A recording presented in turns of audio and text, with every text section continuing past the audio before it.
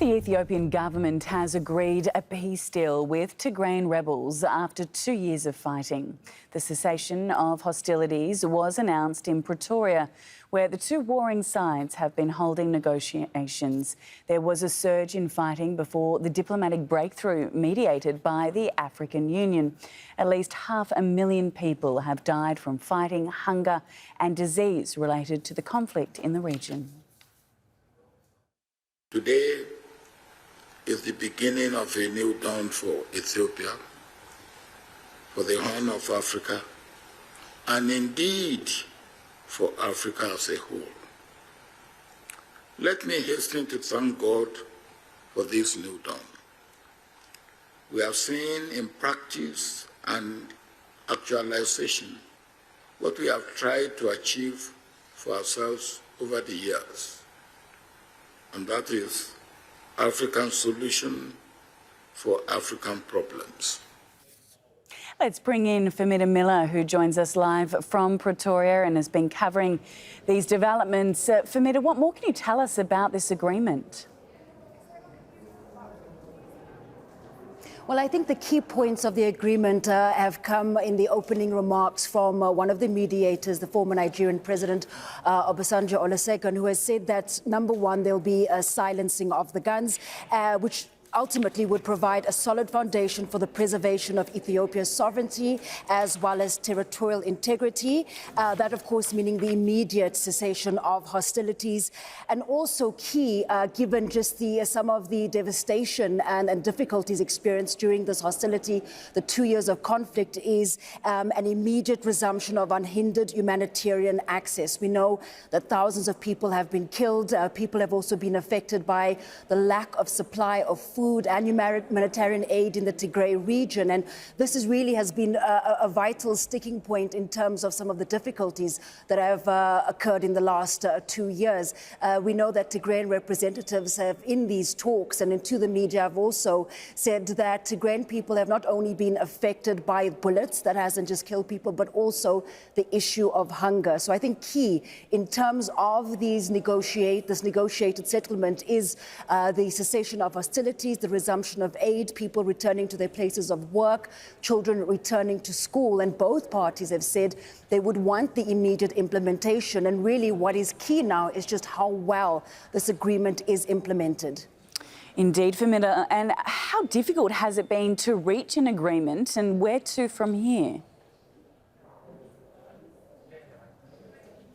Well, I think one comment from the South African Minister of International Relations and International Relations is Naledi Pandor, who had said in her remarks that she is one of the most relieved people in the room, given how sensitive these talks have been. And she, in fact, was reluctant for South Africa to host these peace talks just because of the dynamics involved, the different parties involved, and perhaps the background in terms of the ethnic difficulties with regard to the Tigrayan people and the federal government of Ethiopia. And that this has been very difficult. It has been 10 days of negotiations, and there hasn't always been official feedback around exactly what's happening. But some of what's come out of these talks is that it has been difficult getting to this point, and there were a number of sticking points, especially given that the Tigrayan people have had a very influential role to play in the politics of Ethiopia prior to 2018. They were the most influential, and that was before the Prime Minister Abiy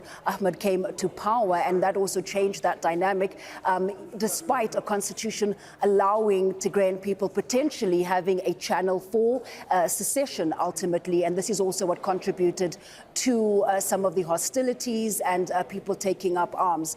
Now, again, what is important is the implementation of this agreement, given that there was cessation earlier this year, but that fell apart by August. And so what happens next, I think, will be watched very keenly. Also, given some of the international, of what people are calling, Ethiopian people are calling, international interference in the hostilities and conflict in that country. So those rumored to be involved, those officially involved, would also need to ultimately be party to this agreement. It wouldn't necessarily only be up to the Ethiopian people, but also foreign actors that have involved themselves. Fahmida, the agreement is only a few hours old, if less than an hour old officially. How much confidence is there that it will actually hold? Well, one of the interesting points from the Tigrayan representatives is that they've said they've had to make painful concessions, but this is in the interest of building trust between themselves and the federal government of Ethiopia. And it's quite interesting that they've used that wording, painful concessions, because I think we can conclude that this hasn't been the easiest agreement to come to, and perhaps Tigrayan people are not entirely happy with all of the agreements put in place. Ultimately, yes, a cessation of hostilities, but we have also heard from some on the Tigrayan side who have said that they want, the conflict is one where there have been humanitarian abuses. We've also heard that kind of allegation from both sides, both warring sides against the other. But there has been difficulty in Tigrayan people wanting a greater voice in the federal government in Ethiopia, and also ultimately potentially some level of autonomy. So it's not certain if the agreement does accommodate all of their needs, but they haven't expressed entire happiness, but certainly putting the humanitarian situation ahead of perhaps the political ambitions. Yes, speaking of that humanitarian situation, it's certainly been well documented. 500,000 people have died from various situations in terms of starvation or within the conflict itself. Is there hope that the agreement will alleviate some of that pressure?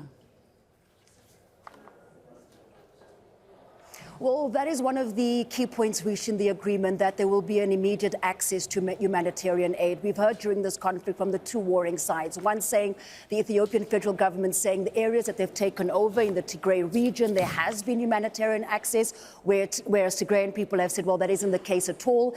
People outside of the country unable to communicate with family members within Tigray throughout this 2-year period, and that's the claim that they're making. So we are hearing different pieces of information from those two sides, and also knowing that accessing that part of the country by the media hasn't necessarily been very easy. But what is important at this stage is the return to, at least to some extent, normality in that part of the country, access to hospitals, access to food. We also know that the internet as well as mobile phone services have been out. There's been talk of electricity not being available. And so really what is key at this point is that assistance to the people of that region. Both sides have agreed to that the difficulties experienced, the severity of the conflict has impacted people very badly. And what is key at this point is to help people in that region. Indeed. Thank you so much for bringing us up to speed. Fahmida Miller, live for us in Pretoria, South Africa. Thank you.